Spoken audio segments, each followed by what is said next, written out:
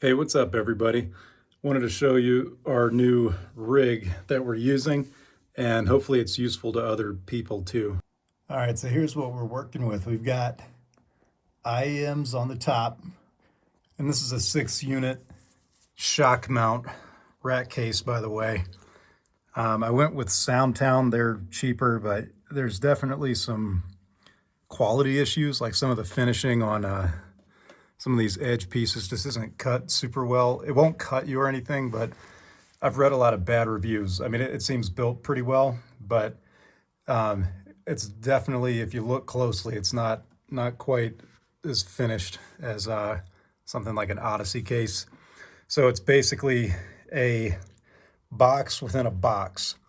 So some thinnish plywood surrounded by foam. See, it takes a lot to compress this foam, so I'm not sure how good the shock mount will actually work because it seems really tight. But it's a box within a box. It's a little heavier and bulkier. It's not as nice as the rubber shock mount, plastic roto mount cases, but this will do the job, I think, and it seems pretty rugged. So we're going with it. And then I put our IEMs in the top space. Second space is our power conditioner. I've got these lamp lights on. And third unit is the Midas M32C mixer. And then below that, I've got the Midas DL16 stage box. So we're using this. The bass player and I are plugging into this.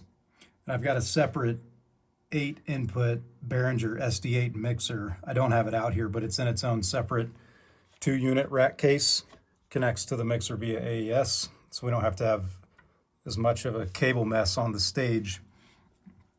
And then this is the 6 unit, so there's a space open at the bottom, which is actually nice because there are some cables that need to run back there for the monitors, or from the buses to the IEMs in the back. And what's really cool is we have this thing too. This is the Midas DN4816 output box. It requires power, so it's not on, and I don't have the cable out too, but I've got a 50-foot shielded Cat 5 cable, and it has a power cable too. This is for if we have front of house sound, so we can bring our rig, plug into it like we normally do, and control our ears independently, capture the audio, do whatever we need to do. And then this thing connects to the Ultranet port in the back of the mixer. So this connects via Ultranet and it gives a direct output of each of 16 channels. So for a show we've got tomorrow, we actually only need 16 inputs. So I'm not bringing the separate stage box I mentioned. We're all going to plug into this. This is going to run via Ultranet to the front of house sound, and he'll get a direct output of each of our mics here. It's pretty cool.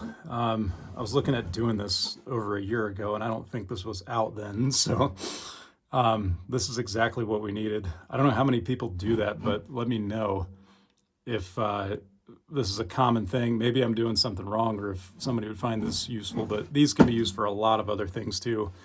You can create mixed buses on here and get more outputs. It's pretty amazing what it can do. We'll look at the back. Let's see how well we can see in here. So it's a little dark in there, but as you can see, we've got not a lot of cable mess. It's really nice. We've got our router plugged in, and I actually Velcro mounted it to the top of the mixer so we can pull it out if we want to and set it on top. We don't typically need to though. And of course I've got the stage box here plugged into here.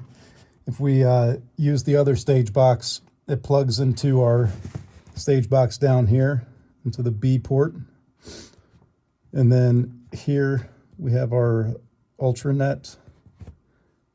Where is that? Ultranet is here. So that's where the output box will plug into when we have our show tomorrow. And that's pretty much it. Yeah. So anyway, I wanted to share the setup. There's a lot of different use cases for these guys in particular, and I couldn't find a lot of information on what we were trying to do with it. But if you're trying to use your rig to control your ears, capture audio, have control like you normally do of your own sound during the show, your own sound, by that I mean your in-ears, but you have a front of house person that needs to be able to control it completely independently, you can use this. So there's different settings for these too. So when you go to set up the Ultranet, you want to do it on the first option in the channel strip.